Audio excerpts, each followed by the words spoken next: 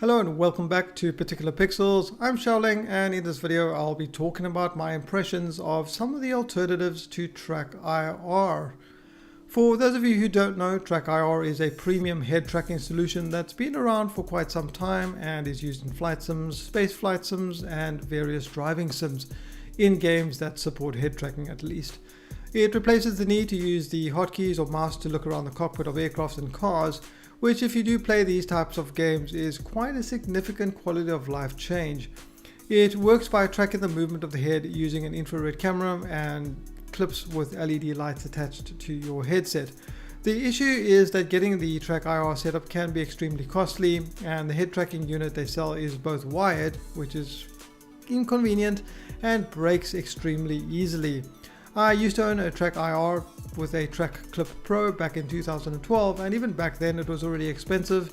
I no longer own it since I didn't play Sims for a lengthy period of time, and even in the months that I owned it, the Trackclip Pro came loose, so it's certainly an issue. Now over the last few months I've been getting back into Euro Truck Simulator 2 and I've started playing more Elite Dangerous. And it certainly wasn't long until I realized I needed a better solution than using hotkeys or the mouse to look around the cockpit. I guess once you've used head tracking, it's hard to go back. The cost of getting a new Trackhat, however, was certainly not worth what I needed it for, so I ended up looking into some alternatives. I initially found FacetrackNoir, which offers a number of ways to track head movement. I used the FaceTrack API, which used my Logitech C920 webcam to track my face. Now, you need to purchase the latest version from the website for around $3. I believe you can find an older version from the Delanclip webpage. After testing the system for a week or so, its limitation became apparent. There needed to be adequate lighting in the room, the tracking was unreliable, especially when looking to the upper or lower left or right. It felt like I had to fight against it constantly to have it look exactly where I wanted to, which is certainly not ideal. In Elite Dangerous, it was so bad that I ended up just setting up hotkeys to open the various panels on the left and right of the screen due to this issue. In addition to this, there was also noticeable lag between moving my head and the in-game view mirroring the change. Obviously this was part due to the fact that my Logitech C920 is only running at 30 frames a second. At least that's one of the issues, I guess.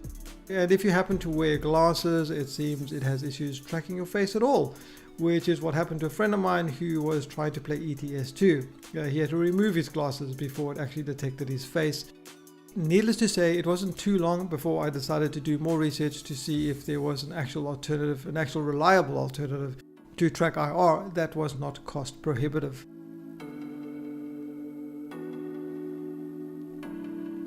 I came across three wireless solutions: the Delanclip Fusion, VGD Devices UTCII Regular and the Trackhat Pro. Now unfortunately the Trackhat Pro review unit that was sent to me never actually arrived. It was lost in space. So I won't be covering that in this video, but perhaps I'll do one at a later stage if I have time.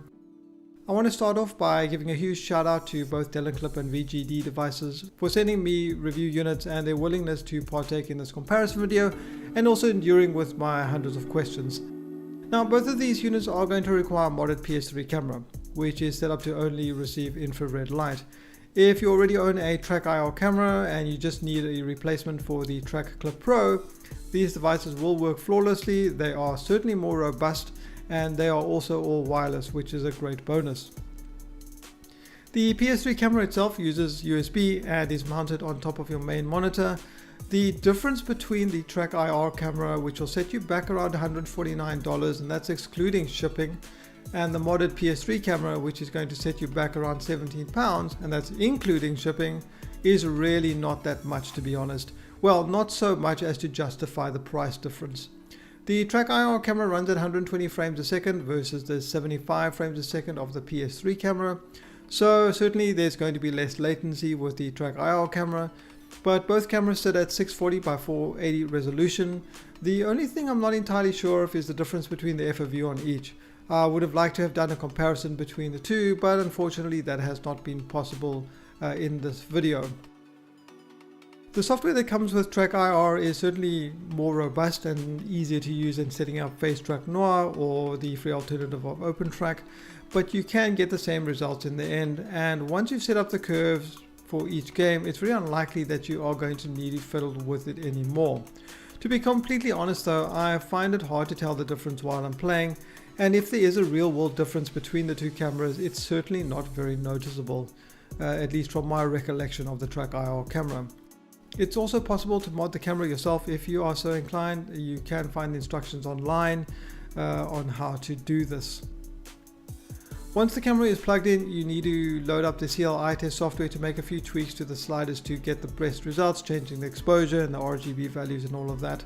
This procedure is going to be the same no matter which of the two tracking units you decide to purchase, and it's a once-off. So once you've done it, you aren't really going to need to worry about that again.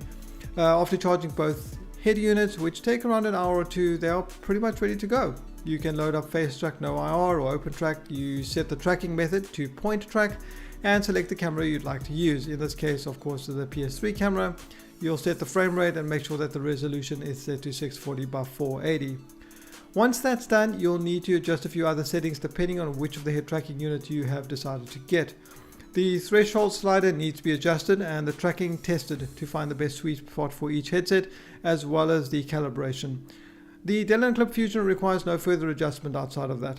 However, the UTCII Regular unit has some slightly different dimensions to the standard, so you are going to need to select the custom tab under the model and input the settings given in the instructions and then calibrate it as you did with the other one. This all only takes a few minutes, so it's not particularly a large inconvenience. Personally, I didn't have to tweak any of the curves very much to get it working perfectly in the games that I tested, but then again, setting up the curves is really down to personal preference.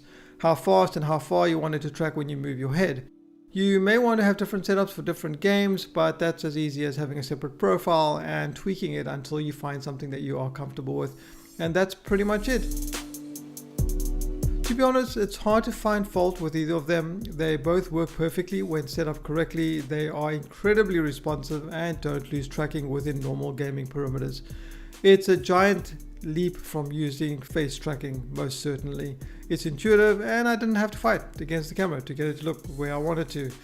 After setting up these units, I actually no longer have to use hotkeys to view my side panels in Elite due to the reliability of the tracking, and that's with both headsets. And for the most part, as I mentioned earlier, I didn't have to change the curves when switching between games. The default settings pretty much worked fine in the variety of titles that I tested.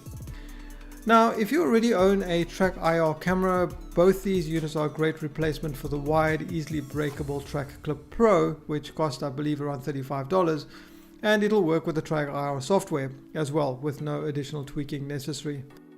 I tested the headsets out in a variety of different games that support head tracking, ETS2, Grid, Elite Dangerous, DCS World, and War Thunder.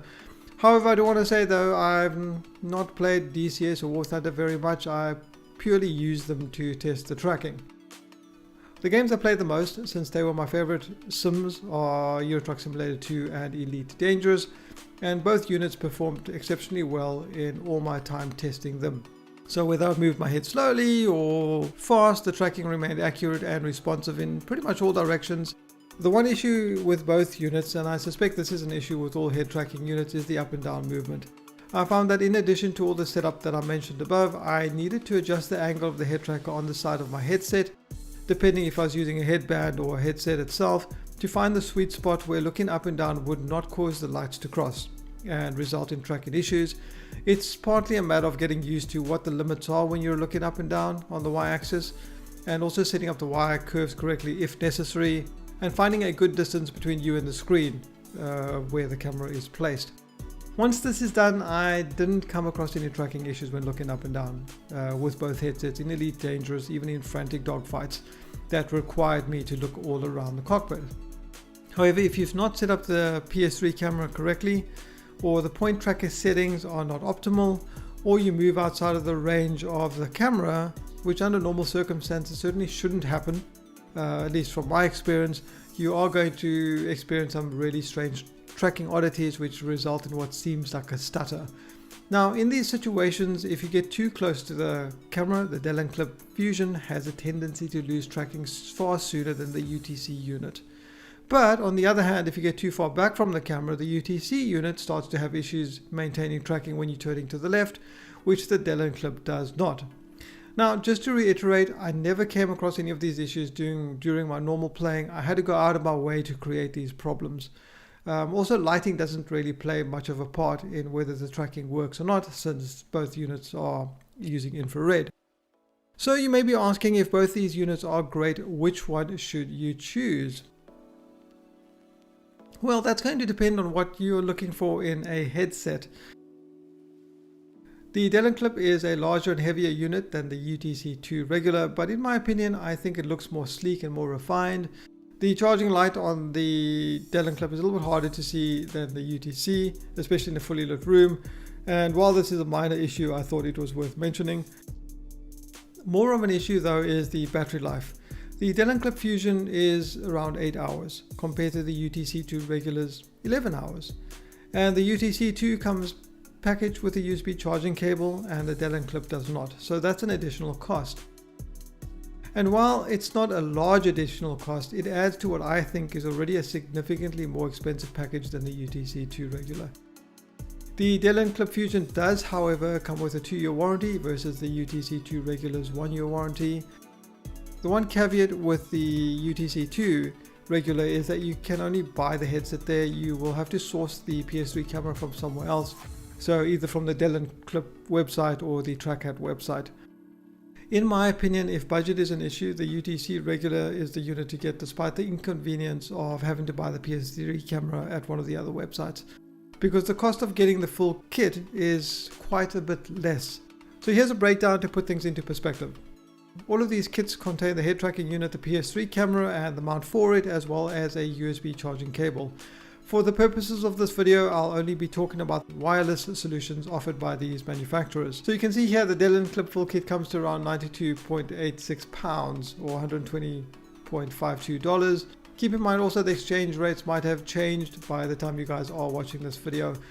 The Trackhat full kit comes to £76.80 or $99. And then we have the UTCII Regular full kit, which is certainly the cheapest alternative, comes to around $80 US. And if you don't mind paying a little bit more, you could even get the UTCII Pro, which sits around $60 US, still cheaper than the Delanclip Fusion, but has a battery life of a crazy 19 hours and is still lighter than the Delanclip Fusion by around 5 grams. And if you want to save even more, you could opt to get the UTCII Lite, which has an 8-hour battery, the same as the Delanclip Fusion, and is even lighter than the UTCII Regular by 10 grams. While it's always difficult to have to choose between two equally good products, I'd have to go with the UTCII because of its phenomenally better price, and also the fact that they both perform equally well in every single test. As I said, with the minor inconvenience that UTC doesn't sell the camera and that they don't have a website. So if you aren't comfortable with making a purchase that way, then I would go with the Delanclip for sure. Anyway, I think that pretty much concludes the video. If you guys have any questions, you can leave them in the comment section below, and I will leave links to all the relevant information in the description section. I hope you guys enjoyed the video. I hope some of you found it helpful, and that pretty much wraps it up. I've been Xiaoling, and I'll see you guys next time.